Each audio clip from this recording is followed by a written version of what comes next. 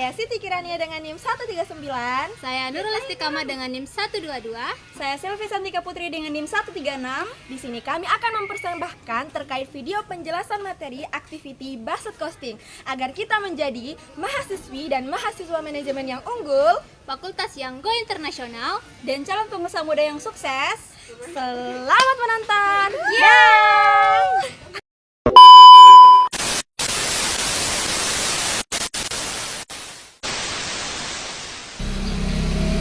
Baik, pada video kali ini kami akan membahas materi yang berjudul Activity Based Costing. Di sini kita akan membahas bagaimana sih perusahaan itu menghitung biaya produk, dan ini tuh sangat penting. Kenapa penting? Karena kalau biaya produk itu salah hitung, maka kita juga bisa salah ambil keputusan.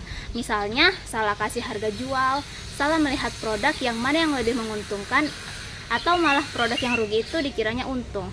Nah, selain itu, di sini juga kita akan membandingkan metode lama dengan metode baru yang lebih akurat, yaitu activity based costing. Baik, di sini kita akan masuk pada pembahasan pertama, yaitu unit level product costing. Nah, bagaimana sih? Tolong jelaskan unit level product costing itu, Kak. Baik, jadi pertama di sini kita akan membahas metode lama terlebih dahulu. Namanya itu unit level product costing atau penetapan biaya produk berbasis fungsi. Penetapan biaya produk berbasis fungsi itu hanya membebankan biaya manufaktur ke produk. Pembebanan biaya bahan langsung dan tenaga kerja langsung ke produk ini tidak menimbulkan masalah. Sementara yang menimbulkan masalah di sini adalah biaya overhead seperti listrik, depresiasi mesin, atau gaji supervisor. Karena overhead tidak bisa langsung ditelusuri ke produk, maka harus didasarkan pada penelusuran driver dan alokasi. Makanya perusahaan itu bikin tarif overhead yang ditentukan di muka, atau yang disebut dengan predetermined overhead rate. Ini dihitung pada awal tahun dengan rumus tarif overhead sama dengan anggaran overhead tahunan dibagi dengan tingkat driver tahunan yang dianggarkan.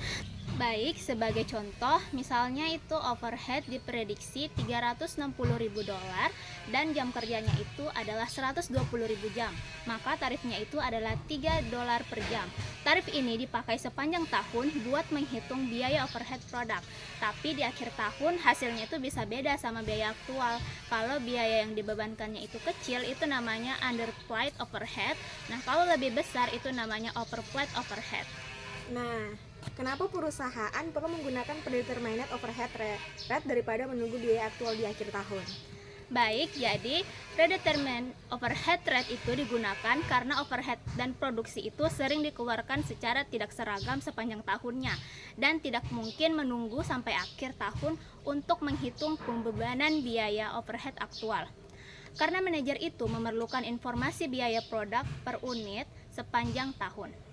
Nah, sistem ini itu disebut sebagai sistem biaya normal atau normal cost system. Nah, kemudian ada beberapa cara dalam membebankan overhead. Yang pertama itu plan weight rate. Ini adalah satu tarif overhead buat seluruh pabrik. Jadi semua produk dibebankan biaya pakai satu dasar yang sama, biasanya jam kerja langsung. Yang kedua adalah departmental rate. Ini adalah tiap departemen itu punya tarifnya sendiri sesuai aktivitasnya. Departmental rate ini lebih akurat karena tiap bagian itu punya karakter yang beda. Tapi dengan itu tetap bisa salah kalau ada biaya yang tidak tergantung dengan jumlah unit. Baik, sekarang kita masuk ke pembahasan kedua, yakni limitation of plan weight and departmental rates. Nah, pada topik ini kita akan mulai membahas tentang kelemahan dari metode lama. Ada dua masalah utamanya di sini. Yang pertama itu non-unit related overhead cost, adalah biaya yang tidak ada hubungannya sama jumlah unit. Contohnya itu biaya setup mesin. Mau dibikin 100 unit atau 10.000 unit itu biayanya itu tetap sama kalau dihitung pakai jam kerja. Jadinya itu salah. Kemudian yang kedua ada product diversity. Itu adalah produk makin beragam. Ada yang gampang dibuat, ada yang susah. Kalau semuanya ditarik rata-rata, produk yang susah dibuat ini bisa jadi kelihatan lebih murah, padahal sebenarnya boros biaya. Contoh kasusnya itu pada perusahaan Goodmark. Perusahaan Goodmark ini memproduksi dua jenis kartu ucapan, yaitu kartu ucapan biasa, dan kartu ucapan beraroma. Kedua produk ini itu memiliki perbedaan dalam tingkat kerumitan proses produksi. Kartu ucapan biasa itu memiliki desain sederhana dan proses produksinya yang relatif cepat. Sedangkan kartu ucapan beraroma ini memerlukan proses tambahan seperti pencampuran aroma dan lain-lain. Namun dalam sistem tradisional, keduanya ini dibebankan biaya overhead dengan tarif yang sama karena perusahaan itu hanya menggunakan satu dasar pembebanan. Misalnya itu jam tenaga kerja langsung. Akibatnya kartu biasa yang sebenarnya itu menggunakan sedikit aktivitas pendukung dan seharusnya lebih murah, justru menerima beban overhead yang lebih tinggi dari kenyataannya. Kemudian sebaliknya, kalau kartu beraroma yang memerlukan lebih banyak aktivitas pendukung itu mendapatkan beban overhead yang lebih kecil dari semestinya. Nah, apa sih dampak kesalahan pembebanan overhead seperti di kasus Goodmark terhadap keputusan manajer? Baik, jadi manajer itu juga bisa salah dalam menetapkan harga jual. Nah, produk itu yang sebenarnya mahal dan bisa dijual menjadi murah, dan begitupun sebaliknya. Dengan ini bisa membuat laba perusahaan menurun atau bahkan menimbulkan kerugian. Baik, sekarang kita lanjut ke pembahasan selanjutnya, yakni Activity Based Costing atau biasa disingkat dengan ABC. Nah, apa sih prinsip utama dari sistem ABC ini? Jadi, prinsip utama dalam sistem ABC itu adalah aktivitas mengonsumsi sumber daya dan produk itu mengonsumsi aktivitas. Artinya, biaya tidak dibebankan secara rata ke produk berdasarkan volume, tetapi dialokasikan berdasarkan aktivitas-aktivitas yang menyebabkan biaya itu muncul. Dengan demikian, sistem ABC ini berfokus untuk menelusuri biaya secara lebih akurat dengan memperhatikan hubungan antara biaya, aktivitas, dan juga produk. Tujuan utama dari penerapan activity based costing adalah untuk menghasilkan informasi biaya produk yang lebih akurat. Yang kedua itu memperbaiki pengambilan keputusan manajerial, dan yang ketiga membantu perusahaan mengidentifikasi aktivitas yang tidak efisien atau tidak bernilai tambah. Dalam merancang sistem ABC, ada 6 langkah penting. Yang pertama itu identifikasi aktivitas, berarti menentukan kegiatan apa saja yang mengonsumsi sumber daya dan menyebabkan timbulnya biaya itu. Contohnya, menyiapkan mesin, melakukan inspeksi kualitas dan juga lain sebagainya. Dan kemudian kedua adalah alokasikan biaya sumber daya ke aktivitas. Setiap biaya sumber daya itu dialokasikan ke aktivitas menggunakan response driver, yaitu dasar yang menggambarkan hubungan antara konsumsi sumber daya dan aktivitas. Contohnya, biaya listrik dialokasikan ke aktivitas berdasarkan jam mesin yang digunakan. Yang ketiga, alokasikan biaya aktivitas sekunder ke aktivitas primer. Biaya aktivitas sekunder dialokasikan ke aktivitas primer ini menggunakan activity driver yang sesuai. Tujuannya agar seluruh biaya pendukung bisa tercermin dalam aktivitas utama yang menghasilkan produk. Yang keempat, identifikasi objek biaya dan tentukan jumlah setiap aktivitas yang dikonsumsi oleh objek biaya tertentu. Baik, yang kelima itu adalah hitung tarif aktivitas primer. Rumusnya itu tarif aktivitas sama dengan total biaya aktivitas primer dibagi dengan total jumlah activity driver. Contohnya itu, jika biaya total aktivitas setup mesin itu sebesar 100 juta dan total jumlah setup selama periode tersebut adalah 200 kali, maka tarif aktivitas setup itu sama dengan 100 juta dibagi 200, hasilnya 500.000 per setup. Langkah yang keenam adalah alokasikan biaya aktivitas ke objek biaya. Membebankan biaya aktivitas ke masing-masing objek biaya itu produk atau jasa berdasarkan jumlah aktivitas yang dikonsumsi oleh objek tersebut.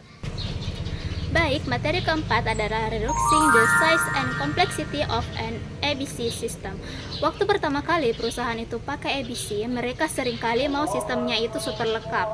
Jadi semua aktivitas itu mau dimasukkan dari aktivitas besar sampai aktivitas yang kecil. Masalahnya, kalau aktivitasnya itu terlalu banyak, data yang harus dikumpul juga makin banyak. Akhirnya sistemnya itu jadi mahal, ribet, dan butuh waktu lama buat dijalankan. Jadinya manajer yang tadinya mau dapat informasi biaya jadi malah tidak mau pakai karena terlalu detail dan susah untuk dibaca. Nah, dari sinilah muncul solusi, yakni Yang pertama itu approximately relevant ABC system. Solusi pertama adalah buat sistem yang disebut approximately relevant ABC system, atau artinya kurang lebih sistem ABC yang cukup relevan dan cukup akurat tanpa harus terlalu rumit. Jadi ini tuh fokus saja ke aktivitas yang paling besar biayanya dan paling berpengaruh ke produk. Biasanya itu dipakai prinsip Pareto 80/20, yaitu sekitar 20% aktivitas seringkali menyumbang 80% dari total biaya. Nah, mengapa sih prinsip Pareto ini digunakan dalam sistem ABC yang disederhanakan? Karena dengan melacak 20% aktivitas yang paling besar, perusahaan itu sudah bisa mendapatkan gambaran biaya yang cukup tepat tanpa perlu mengumpulkan semua data detail. Kemudian solusi kedua ada reduce ABC system atau sistem ABC yang disederhanakan. Solusi kedua ini adalah membuat versi sistem ABC yang disederhanakan atau dikurangi. Maksudnya apa? Maksudnya itu perusahaan tetap menjalankan ABC, tapi beberapa elemen atau jumlah drivernya itu dikurangi supaya tidak terlalu ribet. Nah, kadang dalam ABC itu ada banyak activity driver yang menghasilkan informasi mirip-mirip. Jadi disinilah perusahaan itu bisa memilih salah satunya saja yang paling mewakili. Baik, kita masuk ke pembahasan terakhir, yakni ABC System Concept. Sistem ABC itu memerlukan basis data yang terorganisasi dengan baik agar dapat menghasilkan informasi biaya yang akurat. Basis data tersebut berisi seluruh informasi mengenai aktivitas, biaya, pemicu biaya, serta objek biaya seperti produk, jasa, atau pelanggan. Dengan data yang lengkap, perusahaan itu dapat menelusuri biaya dari sumber daya yang digunakannya, kemudian mengalokasikannya ke aktivitas dan akhirnya ke produk secara tepat. Oleh karena itu, penerapan sistem ABC ini biasa didukung oleh perangkat lunak yang berfungsi untuk mengelola data aktivitas secara sistematis.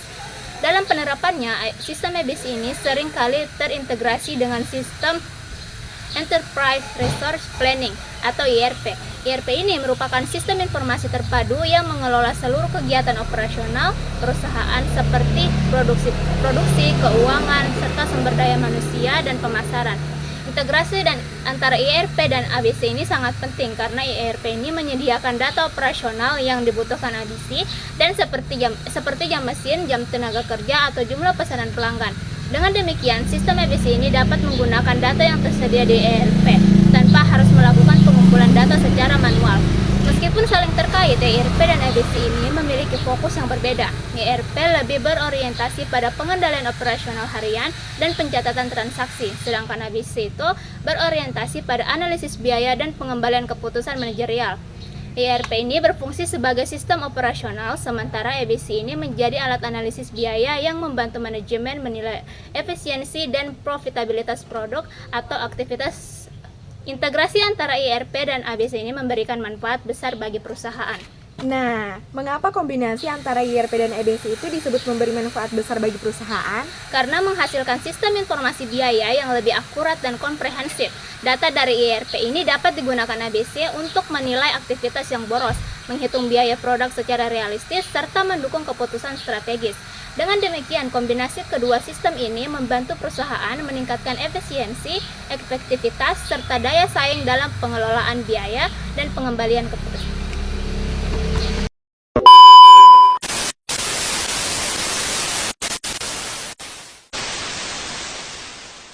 Kami ucapkan terima kasih Semoga bermanfaat. bagi kita semua. Jangan lupa Like, komen, dan subscribe. Wassalamualaikum warahmatullahi wabarakatuh. Subscribe kalian berharga, guys. subscribe. Subscribe.